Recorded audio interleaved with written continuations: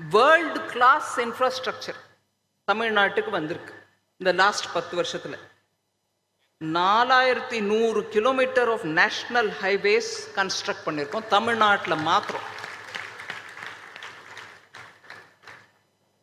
தமிழ்நாட்டில் railway system எப்போலேருந்தோ இருக்கு,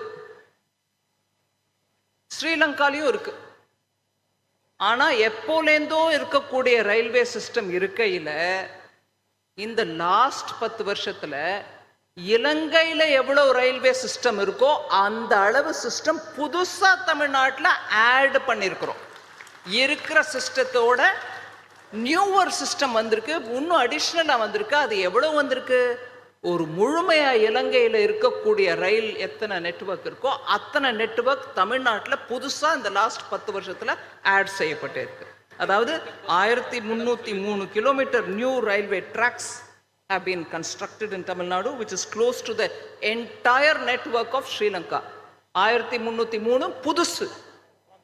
And around 2242 of rail network has been electrified since 2014. Curry engine illa, diesel engine illa, எல்லாம் electrified.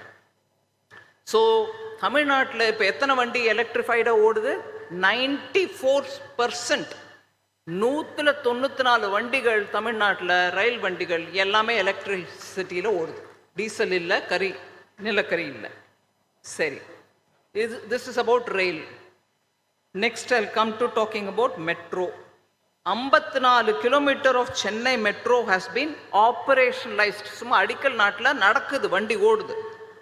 Next சேலம்ல புது airport, நெய்வேலியில port airport, வேலூர்ல port airport, Udan scheme, சின்ன சின்ன ஏர்போர்ட்ஸை கட்டியிருக்காங்க. அதே மாதிரி தமிழ்நாடு இண்டஸ்ட்ரியல் காரிடாரை பற்றி சொன்னோம், டிஃபென்ஸ் இண்டஸ்ட்ரியல் காரிடார். அது Chennai, Trichy, Coimbatore, Salem and Hosur industrial nodes இருக்கு. அதுக்கப்புறம் எய்ம்ஸ் மதுரையில் 2019 வந்தது, இன்னும் கொஞ்சம் ஸ்பீடாக பில்டப் பண்ணணும். சரி,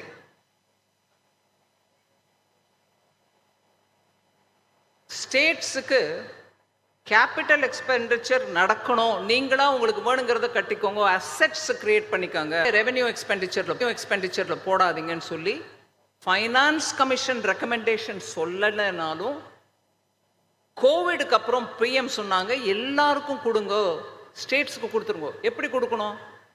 50 வருஷத்துக்கு இன்ட்ரெஸ்ட் இல்லாத, வட்டி இல்லாத கடனா கொடுங்க. அதாவது 50 வருஷத்துக்கு அப்புறம் it will be a grant, நீங்க திருப்பி கொடுக்க வேண்டிய நிலைமை கூட இருக்காது.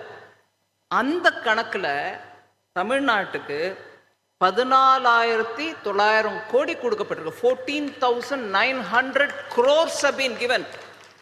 நீங்க என்ன கட்டிக்க விரும்புறீங்களோ கட்டிக்கோங்க.